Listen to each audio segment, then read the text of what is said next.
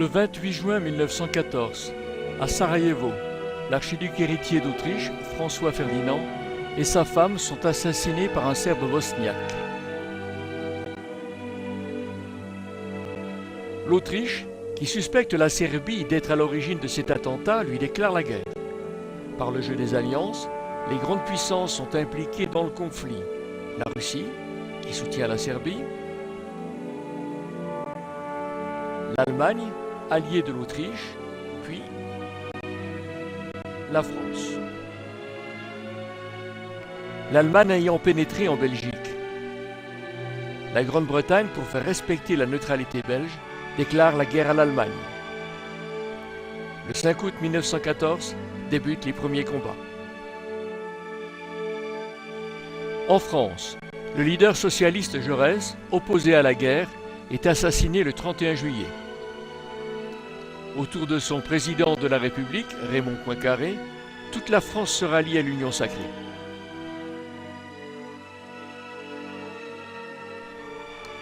L'Allemagne envahit immédiatement la Belgique, mais rencontre une résistance acharnée autour de Liège, qu'elle investit le 16 août. L'armée française tente des attaques à l'est. En Haute-Alsace, elle investit momentanément Mulhouse, puis se replie dans la montagne à Lachmannswillerskopf, où elle se maintiendra pendant toute la guerre. Elle se bat en Lorraine, dans les Ardennes, mais le danger vient de la Belgique. Contraignant les armées françaises à une retraite générale sur l'Aisne, puis sur la Marne, les troupes allemandes opèrent un encerclement. Paris étant menacé, le gouvernement part à Bordeaux, laissant à Gallieni le soin de gouverner la capitale. Le général en chef Joffre réorganise sa défense, renforce ses armées par des troupes fraîches venues rapidement de Paris en taxi, remporte la victoire de la Marne et repousse les Allemands sur l'Aisne. Là, papy, on a eu chaud.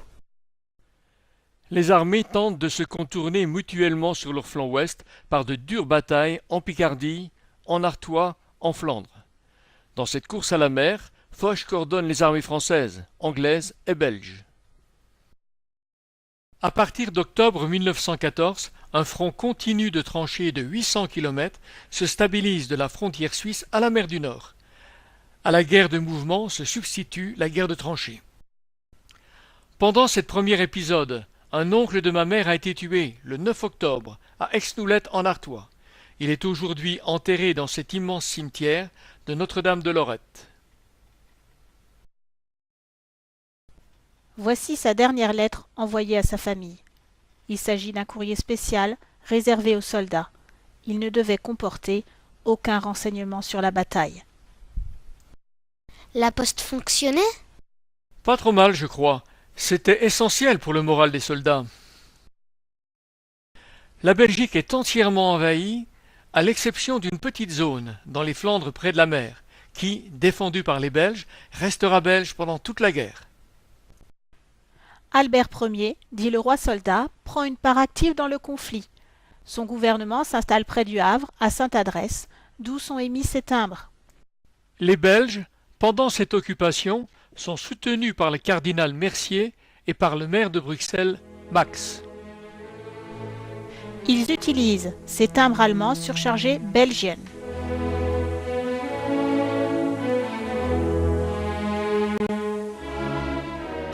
Les Russes attaquent avec succès la Prusse orientale, mais une contre-attaque menée par Hindenburg et Ludendorff les met en déroute à Tannenberg, puis au lac Mazur. Les Russes investissent la Galatie autrichienne. Les Russes et les Allemands se livrent à une bataille indécise aux environs de Lodz. L'Autriche attaque la Serbie à plusieurs reprises, mais est refoulée.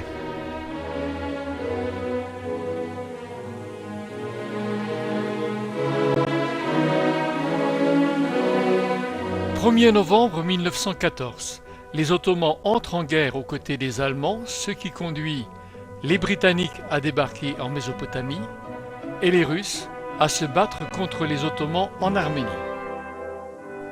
L'Empire ottoman projetant une attaque contre le canal de Suez, la Grande-Bretagne, pour y couper court, établit son protectorat sur l'Égypte en décembre 1914.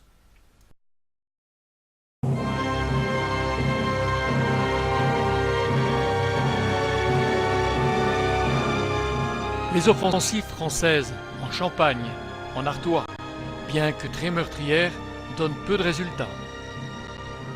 Les zones françaises occupées utilisent ces timbres allemands. Ils sont surchargés avec des valeurs en centimes ou en francs. L'opération lancée en février et en mars par les Alliés pour forcer les Dardanelles, afin de tendre la main aux Russes et d'isoler les Turcs, se traduit par un échec. Les Alliés se replient sur le pourtour méditerranéen, en particulier à Salonique et dans l'île Roide. L'Italie, qui revendique des territoires autrichiens, entre en guerre aux côtés de la Triple Entente en mai 1915. Elle a pourtant été un des membres de la Triple Alliance aux côtés de l'Allemagne et de l'Autriche-Hongrie. D'avril à septembre 1915, les Allemands, aidés au sud par les Austro-Hongrois, portent en Galicie un coup décisif aux Russes, puis ils investissent la Pologne et la Courlande. Les Russes, après avoir subi des pertes effroyables, se replient et stabilisent leur front sur une ligne allant de Riga à la frontière roumaine. La Bulgarie entre en guerre à son tour le 5 octobre 1915 et menace la Serbie. En Grèce restée neutre, l'Entente débarque des troupes à Salonique, mais elles sont trop faibles pour aider efficacement les Serbes. Alors, l'armée serbe, prise en tenaille entre l'Autriche et la Bulgarie, s'effondre sur tous les fronts. Se replie en Albanie, d'où elle est évacuée sur Corfou. Les Austro-Hongrois occupent la Serbie et le Monténégro. Les Bulgares investissent la Macédoine et s'empressent d'émettre cette série de timbres.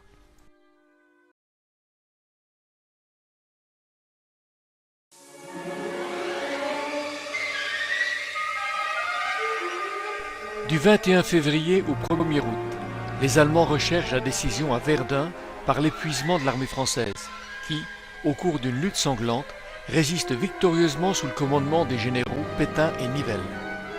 D'octobre à décembre, les contre-offensives de Mangin reprennent Douaumont et Vaux et dégagent complètement la ville. Voici une des bornes qui commémore la voie sacrée, la seule petite route qui permet aux troupes de Verdun de communiquer avec l'arrière. Cette bataille n'empêche pas Joffre et Haigues de déclencher de juillet à octobre une offensive sur la Somme. Broussilov attaque victorieusement en Galicie et en Bucovine en juillet-août, ce qui soulage le front de l'Ouest et le front italien. Ces timbres ont été utilisés dans les territoires occupés par l'Allemagne.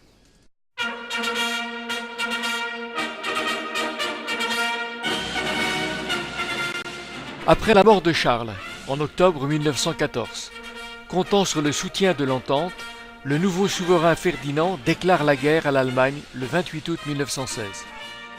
La Roumanie opère alors la conquête de la Transylvanie. Mais, manquant d'aide, la Roumanie est ensuite écrasée et rejetée en Moldavie, où, après la bataille de Marasesti, elle stoppe les empires centraux avant de demander l'armistice le 9 décembre 1917, puis de signer le traité de Bucarest. La Roumanie doit supporter l'occupation de l'Autriche, de la Bulgarie et de l'Allemagne qui émettent ces timbres surchargés.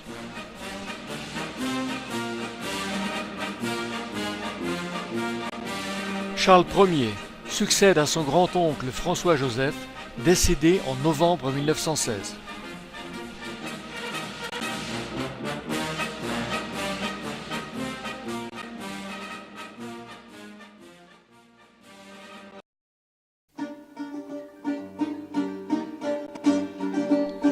La Grèce, pays neutre, est partagée entre le roi Constantin, beau-frère de Guillaume II, donc favorable aux Allemands, et le ministre Venizello, sympathisant des Alliés.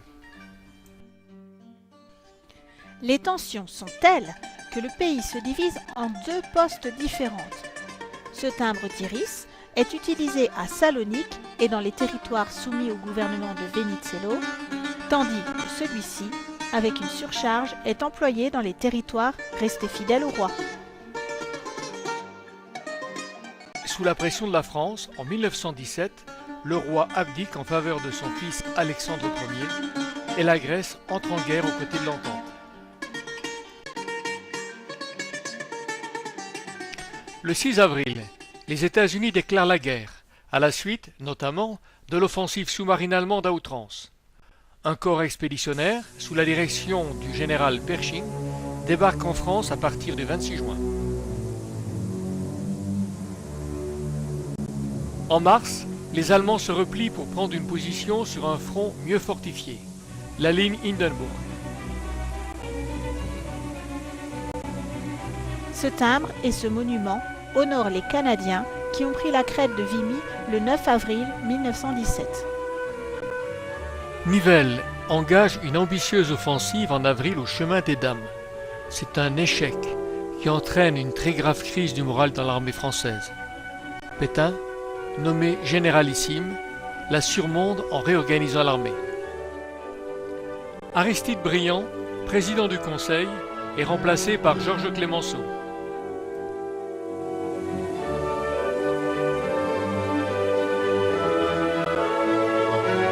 Les Français reprennent les positions perdues lors de la bataille de Verdun. De leur côté, les Britanniques soutiennent une longue et coûteuse offensive dans les Flandres avec l'utilisation massive de chars.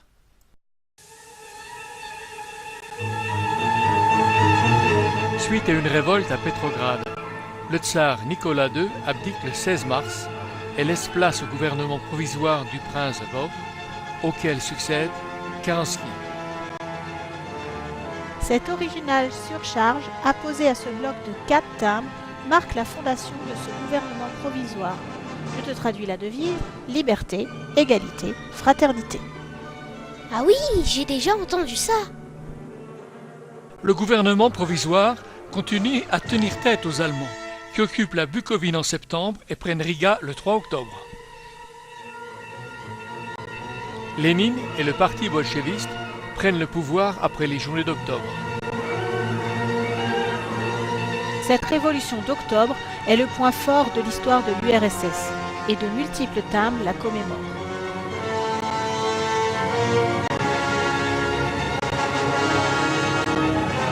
Des négociations ouvertes avec les Allemands aboutissent à la signature, le 15 décembre, de l'armistice de Brest-Litovsk. Si les Allemands ne se battent plus à l'Est, ils vont tous venir en France. Eh oui, mais heureusement, cette défection des Russes est compensée par l'intervention des États-Unis.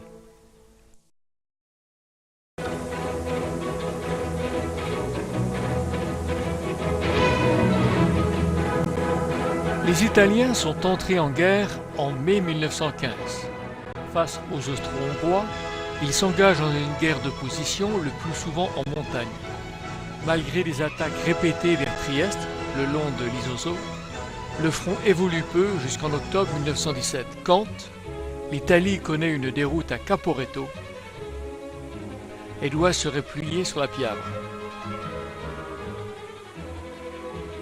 Dès lors, les Autrichiens occupent le Frioul et le nord de la Vénétie. Ils émettent ces timbres dans les communes occupées.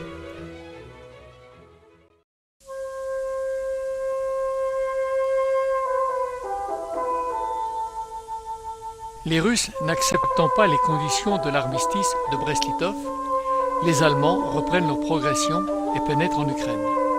Le traité est enfin signé le 3 mars 1918. Les Allemands annexent un vaste territoire, mais suite à leur défaite en novembre, le traité devient caduc et ils sont obligés de se retirer.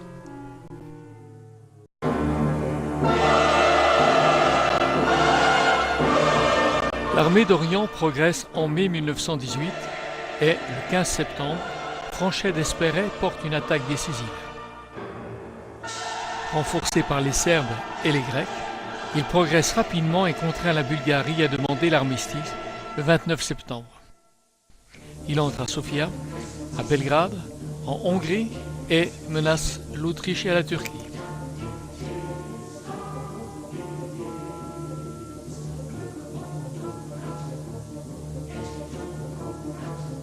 Les Italiens remportent la victoire de Vittorio Veneto le 24 octobre et contraignent l'Autriche à signer l'armistice à Padoue le 3 novembre. On ne se bat plus qu'en France alors. Oui, la guerre avec l'Empire ottoman vient aussi de se terminer, mais momentanément. En 1916, les Russes avaient envahi l'Arménie et en 1917, les Anglais avaient atteint Jérusalem et Bagdad. En 1918, les Anglais reprennent l'offensive et gagnent en septembre la bataille de Megiddo, puis s'emparent de Beyrouth, de Damas et d'Alep. En Mésopotamie, ils atteignent Mossoul.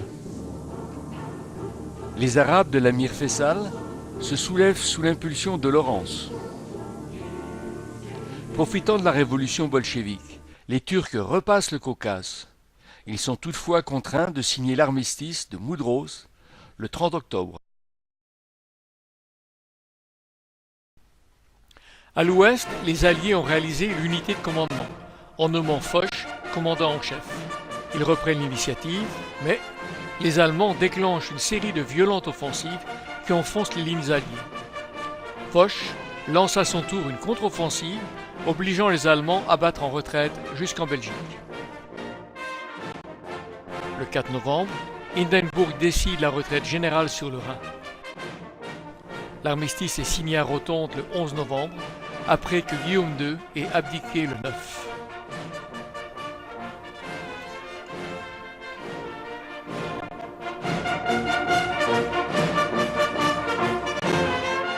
La Roumanie, qui avait signé le traité de paix de Bucarest, déclare la guerre à l'Allemagne, la veille de l'armistice. Ça, c'est bizarre. L'empereur Charles Ier abdique le 13 novembre. L'Autriche-Hongrie se disloque, Hongrois, Croates, Tchèques proclament leur indépendance, tandis que l'Autriche proclame la République et demande son rattachement à l'Allemagne. Dis papy, la guerre s'est surtout faite dans les tranchées. Les forces militaires ne se limitent pas à l'infanterie, qui part à l'assaut, et à l'artillerie qui pilonne les positions adverses. De nouvelles armes sont mises au point. Les chars de combat, suite aux travaux en France du général Étienne. Les gaz, qui heureusement ont eu une utilisation limitée. Le fusil mitrailleur, les nouveaux canons.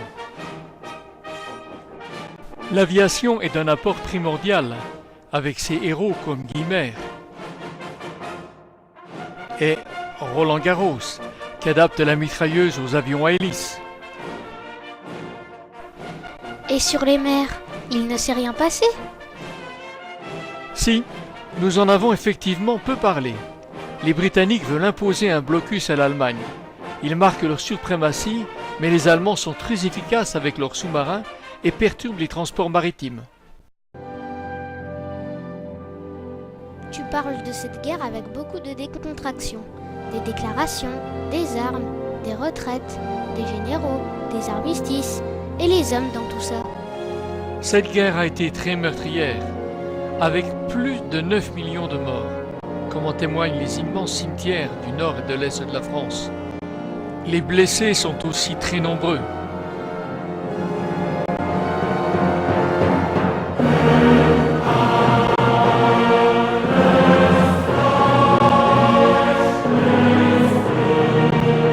Les pays qui se sont battus sortent ruinés.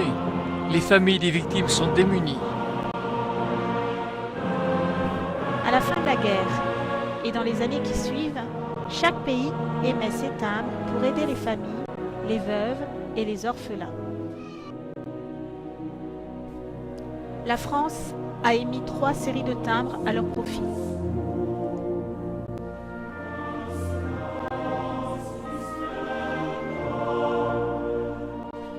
La Hongrie a émis cette émouvante série au profit des prisonniers.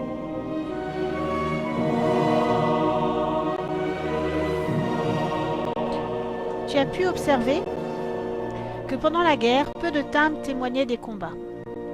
Ce n'est que quelques années plus tard que les victoires, et uniquement les victoires, ont eu leur timbre commémoratif.